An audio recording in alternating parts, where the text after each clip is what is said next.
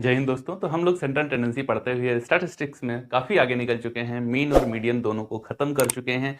बहुत ही डिटेल से एक एक इन्फॉर्मेशन मैंने आपको मीन और मीडियन से रिलेटेड प्रोवाइड कराई हुई है। साथ ही साथ स्टैटिक्स के बेसिक से रिलेटेड मैंने सब कुछ लगभग लगभग आपको बताया है। बिल्कुल ए टू जेड तो नहीं, लेकिन हाँ, जितना आपके लिए इंपॉर्टेंट है वो सब कुछ मैंने आपको बता रखा है। साथ ही साथ financial accounting, financial management, corporate accounting, income tax और management accounting, ratio analysis, fund flow statement, cash flow statement, statistical analysis, statistical method से रिलेटेड वीडियोस की कंप्लीट प्लेलिस्ट आपको डिस्क्रिप्शन बॉक्स में दी गई है। यदि आपके लिए आवश्यक है या आपके साथी सहयोगी या दोस्तों के लिए आवश्यक है तो उस तक उनको शेयर जरूर करिएगा। तो चलिए आज हम लोग स्टार्ट करते हैं मोड। क्या? मोड। जी हाँ, आज हम लोग सेंट्रल टेंडेंसी में लास्ट मेथड में आ चुके हैं जहां से हमको पढ़ना है मोड, और इसको हम लोग जेड से रिप्रेजेंट करते हैं। जेड से इसे प्रेजेंट किया जाता है। ओके, तो क्या होता है मोड? मैक्सिमम चीजें आज बता दूंगा आपको। देखिए, सबसे अधिक प्रचलित अगर कोई व्यवसायिक माध्यम होता है तो वो मोड होता है। व्यवसायी सबसे ज्यादा यूज जिसका करते हैं प्रोडक्शन के लिए या अपने सेलर्स को जानने, अपने परचेजर्स को जानने के लिए, वो मोड होता है। मोड क्या डिफिनेशन के तौर पर कहा जाता है? Mode is the most fashionable item. अर्थात मोड वो है जिसकी डिमांड सबसे ज्यादा है, जो फैशन है वही मोड है।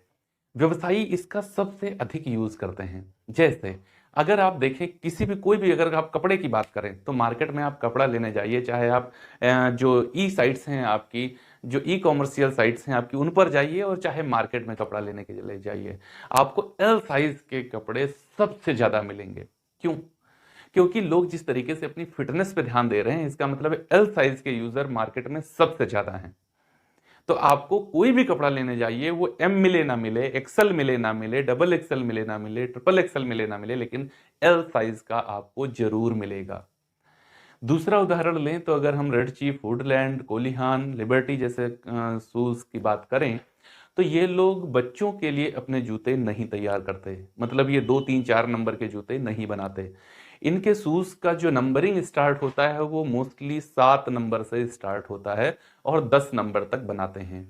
क्योंकि इनको पता है एक अडल्ट पर्सन जो है वही इतना पैसा खर्च करके शूज को परचेज करेगा। एक बच्चे के लिए कोई 5 7 हजार 10 हजार रुपए के जूते नहीं खरीदेगा। इस वजह से आपको इन ब्रांडेड कंपनीज के जूते जो मिलेंगे वो 7 नंबर से ऊपर के मिलेंगे, इससे नीचे के जूते आपको नहीं मिलेंगे इनके ज्यादातर की सिचुएशन में। तो इसका मतलब क्या है कि इनको पता है कि हमारा यूजर कौन है, जो हमारा यूजर है वही हम प्रोवाइड कराएंगे। ठीक इसी तरीके से आप कुछ भी देखिए मार्केट में, जैसे कोई मूवी आई और उसमें किसी जो अभिनेता है उसका उसने कोई प्रोडक्ट यूज किया, फिर जब उसने यूज कर लिया है तो मार्केट में उसकी डिमांड बढ़ने लगती है। आप मार्केट पहुंचेंगे तो आपको सेम प्रोडक्ट वैसा आ चुका होगा मार्केट में। क्यों? क्योंकि लोगों को पता है, वहां पर प्रोड्यूसर्स को पता है, व्यवसायी को पता है कि ये प्रोडक्ट अब मार्केट में इसकी डिमांड होने वाली है, ये फैशन में आने वाला है ना, यहाँ से हाईजेक किया गया है। उनको पता है ये फैशन में आने वाला है, वो प्रोडक्ट आपको मार्केट में मिल जाता है। तो mode is the most fashionable item. फिर जब हम लोग मोड की बात करते हैं तो मोड की बात करेंगे तो फिर वही 3 सीरीज आएंगी। कौन कौन सी? Number 1 individual series, individual series. Number 2 discrete series. Number 3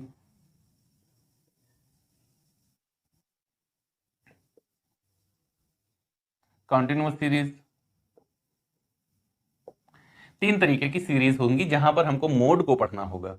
ध्यान दीजिएगा, मोड आपको ना यहां से पूछा जाएगा ना यहां से पूछा जाएगा, मोड आपका यहीं से पूछा जाएगा। लेकिन मैं आपको यही तो नहीं पढ़ाऊंगा, मैं तो सब कुछ बताऊंगा कि क्या होता है।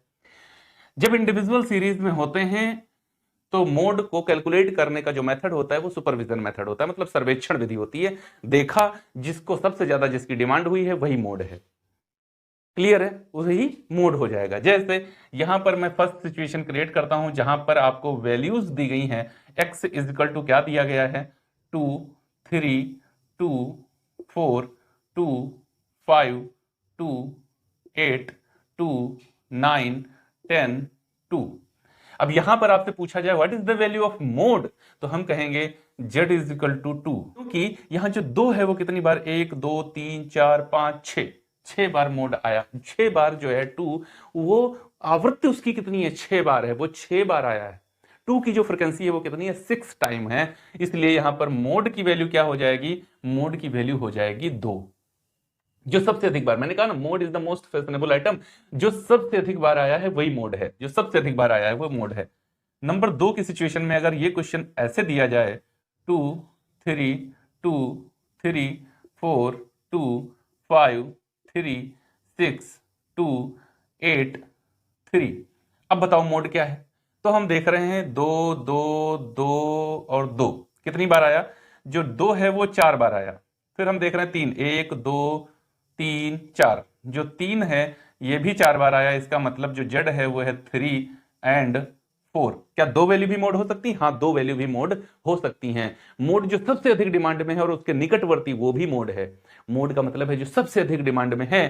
तो देखो यहां पर 2 और 3 दोनों सबसे डिमांड में बराबर हैं, इसलिए ये दोनों ही मोड हैं। इसका मतलब क्या है कि मोड 2 संख्याएं भी एक समय में हो सकती हैं। ओके, चलिए तीसरा क्वेश्चन अगर ये हम ऐसे बना दें, x इज इक्वल टू 0 1 2 3 4 5 6 7 8 9 10 11, तो यहां z is equal to nothing, कुछ नहीं। यहां z इज इक्वल टू 0 मत कर देना, ये ध्यान रखिएगा, ये अगर आपने किया आपका क्वेश्चन गलत हो जाएगा। क्यों? क्योंकि 0 एक वैल्यू है। 0 क्या है, एक वैल्यू है। अगर आपने 0 किया इसका मतलब 0 जो है वो मोड है नहीं, फिर आप लिखेंगे nothing, z is equal to nothing या कुछ नहीं। यहां पर कोई मोड नहीं है, कुछ भी फैशन में नहीं है, सबकी डिमांड लगभग लगभग बाजार में बराबर है। बात क्लियर? तो इस तरीके से अगर हम इंडिविजुअल सीरीज में होंगे तो बाय सुपरविजन ये जान लेंगे कि मोड कहां है। बात क्लियर हो गई? जी हां सर, बात क्लियर हो गई है। आ जाएंगे डिस्क्रीट सीरीज में। डिस्क्रीट सीरीज में जब हम आते हैं तो यहां पर 2 मेथड यूज किए जाते हैं। सुपरविजन मेथड तो रहता ही रहता है, साथ ही साथ एक ग्रुपिंग मेथड भी आ जाता है, जिसको हिंदी में वर्गण रीति कहा जाता है। 2 तरीके से मोड को कैलकुलेट किया जाएगा। जैसे यहां पर हम जब आएंगे तो हमको क्वेश्चन के अंदर एक x की वैल्यू होगी और एक फ्रीक्वेंसी दी गई होगी। ध्यान दीजिएगा, मोड के कैलकुलेशन के लिए भी आपकी सीरीज या तो असेंडिंग और डिसेंडिंग दोनों में से कोई भी हो, लेकिन एक होनी चाहिए। बिखरे हुए क्रम में मोड का कैलकुलेशन नहीं हो सकता। साथ ही साथ मोड के लिए प्रत्येक ग्रुप का डिफरेंस बराबर होना चाहिए। जैसे ध्यान दीजिए, मीन जब पढ़ाया तो मैंने कहा ग्रुप चाहे जैसा हो, सीरीज चाहे जैसी बिखरी हो, कैलकुलेशन कर लीजिए। लेकिन मीडियन के लिए कहा असेंडिंग डिसेंडिंग में होना अनिवार्य है, और प्रत्येक क्लास इंटरवल की अपर लिमिट ही अगले क्लास इंटरवल की लोअर लिमिट होनी चाहिए, भले ही क्लास इंटरवल का डिफरेंस कितना भी अलग अलग हो सकता है, लेकिन पहले क्लास इंटरवल की अपर लिमिट ही अगले की लोअर लिमिट होनी चाहिए। जब बात मोड की करेंगे तो डिफरेंस भी अलग अलग नहीं, पहले क्लास इंटरवल की अपर लिमिट ही अगले की लोअर लिमिट हो और सभी क्लास इंटरवल का डिफरेंस इक्वल हो। ठीक है ना? तो देखो यहां पर जैसे हमको क्वेश्चन में दिया गया 4 6 8 10 12 14 16, फ्रीक्वेंसी में दिया गया 3 4 5 10 6 2 3, ये फ्रीक्वेंसी दी गई है।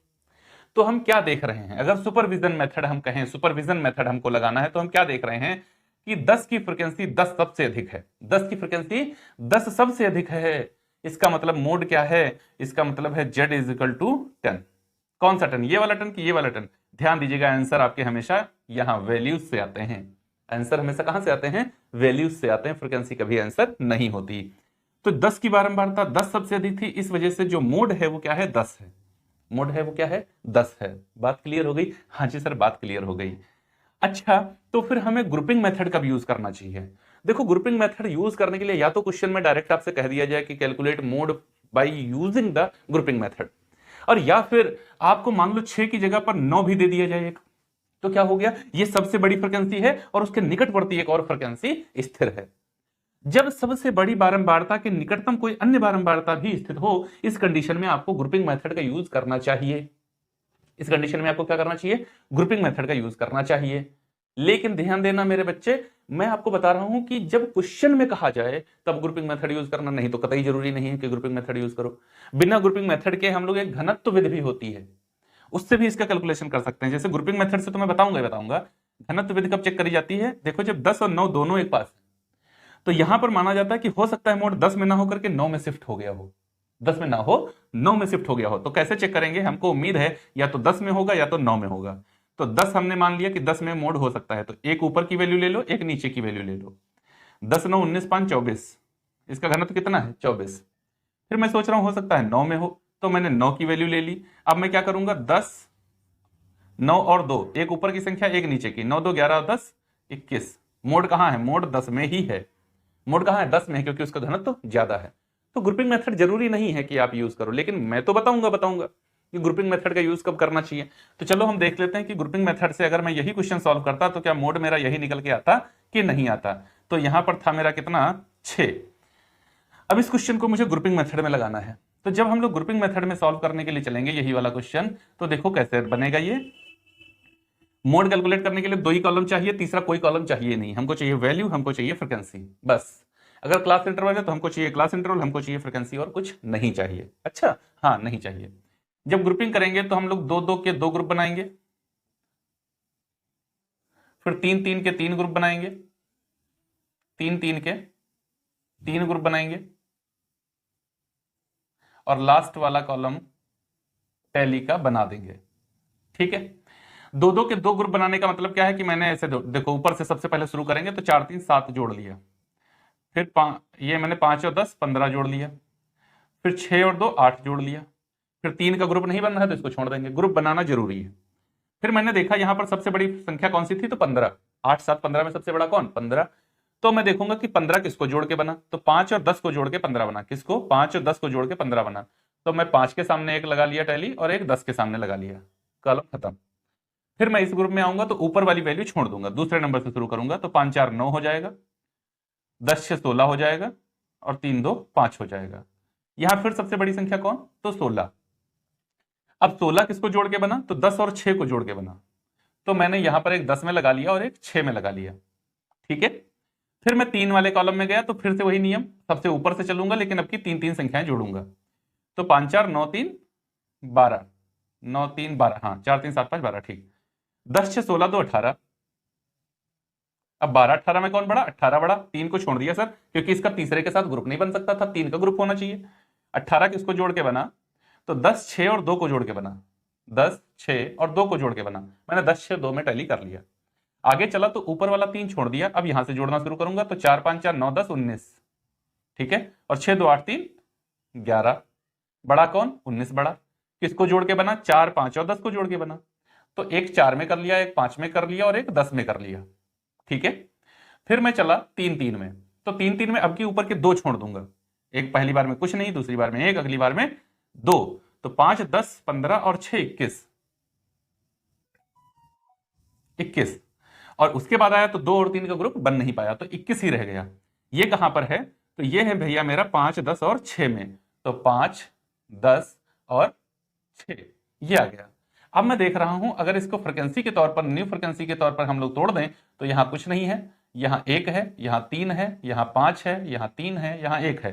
तो क्या देख रहे हैं ग्रुपिंग में कि सबसे ज्यादा टैली चिन्ह किसको मिले हैं, सबसे ज्यादा बड़ी संख्याएं किसने क्रिएट करी हैं, 5 आया है। वो किसके सामने है, 10 के सामने है, जिसकी फ्रिक्वेंसी 10 है। और 10 के सामने वैल्यू कौन सी दी गई है, तो 10 ही दी गई है। इसका मतलब मेरा Z10 वाला आंसर एकदम सही है।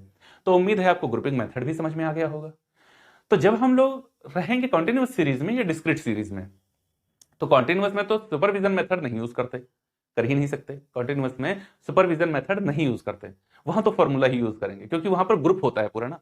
अब ग्रुप में कैसे कह सकते हैं, जैसे 40 से 50 का ग्रुप है और उसी की फ्रिक्वेंसी सबसे ज्यादा है, तो हम क्या कहते हैं 40 से 50 के बीच में कौन सी संख्या मोड है, तो एग्जैक्ट नहीं बोल पाते, इस वजह से फॉर्मूला ही यूज करेंगे। अगर बात करेंगे इंडिविजुअल सीरीज या डिस्क्रीट सीरीज, तो यहां हम बाय सुपरविजन भी ये जज कर सकते हैं कि मोड कहां है, जिसकी फ्रिक्वेंसी सबसे ज्यादा है वो मोड है। लेकिन अगर उसके निकटतम कोई हमको संख्या मिल जाएगी तो हम फिर से ग्रुपिंग मेथड यूज करके या फिर घनत्व विधि लगा करके ये चेक कर लेंगे कि मोड कहां है। बात क्लियर है। जो घनत्व वाली विधि बताई वो आगे भी बताता रहूंगा कॉन्टिन्यूअस सीरीज में। तो उम्मीद है आपको डिस्क्रीट इंडिविजुअल सीरीज और डिस्क्रीट सीरीज ये दोनों क्लियर हो गई होंगी कि यहां पर मोड का कैलकुलेशन कैसे किया जाता है। अब देखिए कॉन्टिन्यूअस सीरीज जो है ये थोड़ा विस्तृत, और हम लोग कॉन्टिन्यूअस सीरीज को अपने अगले वीडियो में कवर करेंगे, ताकि बहुत ही डिटेल में एकदम A to Z चीजें आपको बहुत ही आसानी के साथ में डिलीवर कर सकूं। तो मिलेंगे अगले वीडियो में और वहां से देखेंगे कॉन्टिन्यूअस सीरीज में मोड का कैलकुलेशन कैसे किया जाता है। तब तक के लिए जय हिंद दोस्तों।